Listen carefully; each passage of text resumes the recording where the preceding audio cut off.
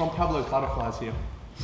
Now, anytime I guess Pablo's got butterflies in, I don't want to be hanging over the top. I'm not a fish. I don't want to be on his hooks here, getting my base taken away and getting attacked. You either want to, especially with gi, we can start doing far passing, so I can disengage and start looking to far pass with grips. But for the sake of these, it's pressure passing. So what I need to do is I need to shut down Pablo's power in establishing grips or anything that can destroy my base, and I need to take the power away from his legs. This space here between his heels and his butt is where he generates his power. So if I'm sitting on top here and he does a little rock back and then he scoots his legs forward, that's his power. He can lift these guys easy with that. Like you can lift monsters doing it if you time it right.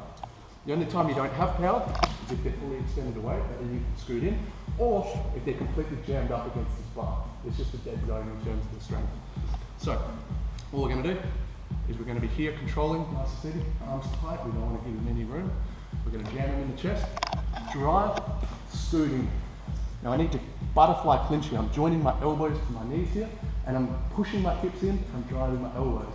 If I'm lazy with one, like pushing into his armpit, he can just extend away and he gets back up. So I jam him, I'm here, and I'm going to clinch. So he tries to struggle a little bit, and I'm just going to clinch onto his hips here. Now, with gi, he can establish grips, so it's advisable to go bicep pressure and then elbow. Now when we're ready, we're going to go hand to the mat, hand to the same side, left hand on the knee, and we're going to do a headstand. Switch the hip, and in. Now it's over exaggerated, so reality of the situation is you jam them and you go tiny little over the top. You don't need to do anything more, but we're drilling, so it makes sense to work a different motion with your body. Jam, arms to the inside, clinch on his hip. Hand, up, switch. Pablo's going to turn onto his side. Never wants to be caught flat on his back with side control. This guy gets you there. Was it like big chest compressions? Wow, nasty. So, before I switched into normal side control, this time I want twister side control. So Pablo's not going to do the escape. I disconnect from his frame so I can move. I swing my elbow through, and I switch to side control. That's what I want. But Pablo's going to try and hold the high on. So we're in this side control. He's got his frame up. I disconnect. Now with his right hand, he's going to track the back of this tricep. So as I swing it across, he turns, and now what he's going to do is he's going to push with his right hand and get up on his left elbow. Pause. He has to have this. He's got his elbow up. He can be really low if he has to. Just as low as you want. And the point being is once he's got that base up and I try and drive into him, I can't. He can grab a pocket grip. So he's got two options. One, if he gets under me enough, he can hip out and actually drive up into over.